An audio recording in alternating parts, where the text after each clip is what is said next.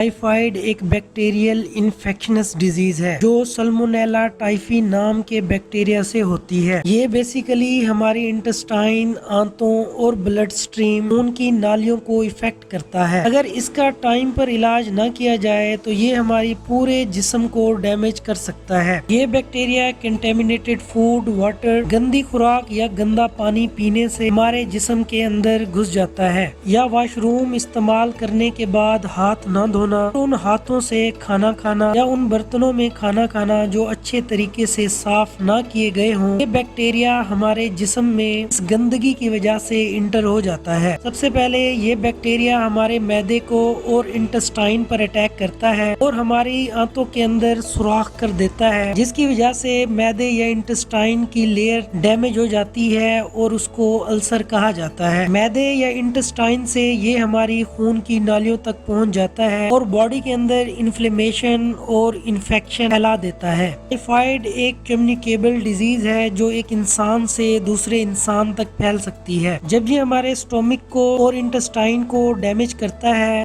और अल्सर पैदा करता है, जब भी हम कोई स्पाइसी फूड खाते हैं तो वो मैदे के अंदर जाके जलन पैदा करती है। जब ये बैक्टीरिया हमारी बॉडी के अंदर इन्फ्लेमेशन पैदा करता है तो जिस्म का टेम्परेचर बढ़ जाता है, जिसको हाई फीवर या बुखार कहते हैं। में शदीद किस्म का दर्द पैदा होता है, जिस्म में थकावट महसूस होती है, बाज़ औक़ात पेट में शदीद दर्द पैदा होता है।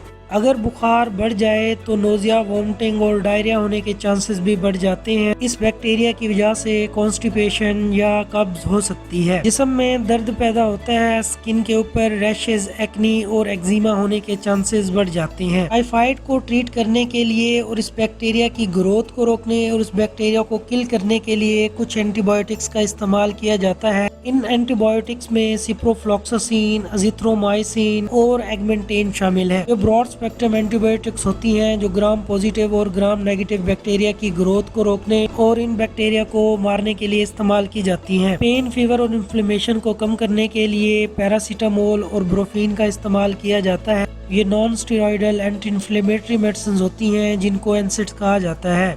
ये मेडिसिन दिन में 2 बार इस्तेमाल की जाती हैं। बॉडी को डिहाइड्रेशन से बचाने के लिए ज़्यादा से ज़्यादा पानी पिए ताकि जिस्म के अंदर पानी की कमी ना हो।